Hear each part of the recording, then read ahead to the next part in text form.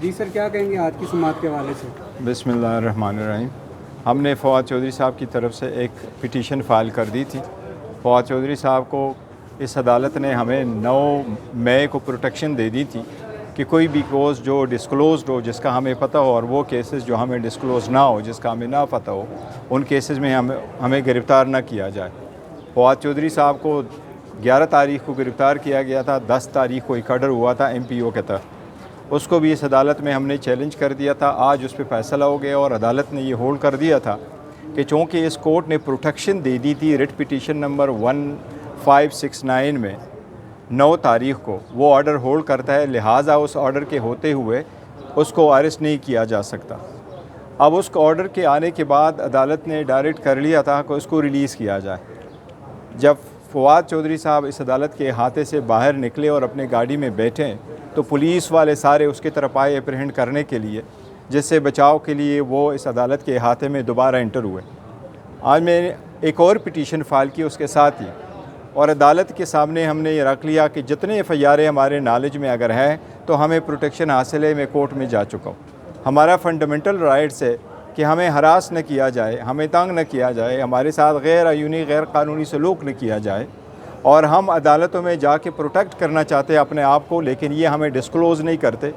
अब हमें पता चला कि जब एडवोकेट जनरल इस्लामाबाद पेश हुए तो उन्होंने अदालत को कहा कि मेरे नॉलेज में 2 केसेस है जिसमें फ़वाद चौधरी साहब नामिनेट है जो पहले से हैं, और वो तारीख़ें कौन सी है? एक 24 जनवरी की तारीख़ है और दूसरा 22 अगस्त 2022 की डेट है, इसमें रिक्वायर्ड है। उसका भी हमने तज़किरा किया अदालत के सामने, आज सेम डे के लिए लगा। अभी चंद मिनट्स पहले अदालत जस्टिस हसन औरंगज़ेब साहब के सामने उसकी सुनवाई हुई। जिस तरह पहले भी इमरान खान साहब को कोर्ट ने प्रोटेक्शन दे दी थी, इसी तरह फ़वाद साहब के केस में भी ये ऑर्डर हुआ कि उनको अरेस्ट न किया जाए उन सारे केसेस में जो अनडिस्क्लोज है, जिसका हमें इल्म ही नहीं है, आज तक कोई नहीं आया। अब अदालत ने वो प्रोटेक्शन हमें दी है, 2 दिन की प्रोटेक्शन दी। आप मुताल्लिका अदालतों से अपने लिए प्रोटेक्शन सीख करें, तब तक वो अरेस्ट नहीं होंगे। अब उसकी पेश नज़र कि जब वो निकलते हैं तो अरेस्ट हो जाते हैं, तो अदालत ने यह भी ऑर्डर कर लिया कि इस ऑर्डर की copy special messenger inspector general of police ICT पे सर्व किया जाए।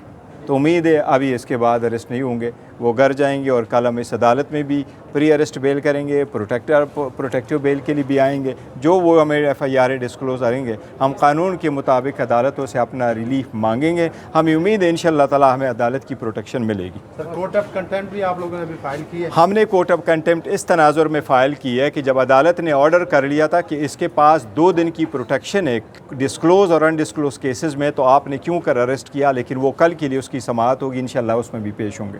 डॉक्टर शीरी मुजाही को रहा करने के बाद अभी फिर गिरफ्तार कर दिया। देखिए, वो भी अदालत की ऑर्डर की वायलेशन है और ये misuse of process of law है। और ये मैं आपको एक केस का हवाला ज़रूर दे दूं। सुप्रीम कोर्ट ने एक मरतबा जरदारी को बेल ग्रांट करते हुए इसकी बड़ी सरजनिश कर दी थी कि उस वक्त जरदारी को जब सारे केसेस में बेल मिली तो उसको BMW रेफरेंस में अरेस्ट किया गया था, जिसका अदालत ने कहा था कि ये मिसयूज़ ऑफ प्रोसेस है कि जब अक्यूज़ड को बेल मिले और आप इधर पे उनको अरेस्ट करते रहे ताकि वो प्रोसेस आप अब्यूज़ कर रहे, वरना आप पहले भी डिस्क्लोज़ कर सकते। मौजूदा दौर में तो बड़ा ही अब्यूज़ हुआ है, लेकिन इंशाअल्लाह ताला हमें प्रोटेक्शन अदालतों की तरफ से हमारा ड्यू राइट है, हमें मिलेगा। तो ये आइंदा भी इस तरह के मामला चलते रहेंगे सर? उम्मीद है इंशाअल्लाह ताला नहीं चलेंगे, अल्लाह करे ये कंक्लूड ही हो जाए, सारा कुछ बेहतरी की तरफ चल पड़े। अगर कॉमन सेंस प्रिवेल करता है तो लोग बड़े सफ़र हो गए, सारा कुछ बहुत ज़्यादा हो गया। Thank you sir, thank you sir, thank you.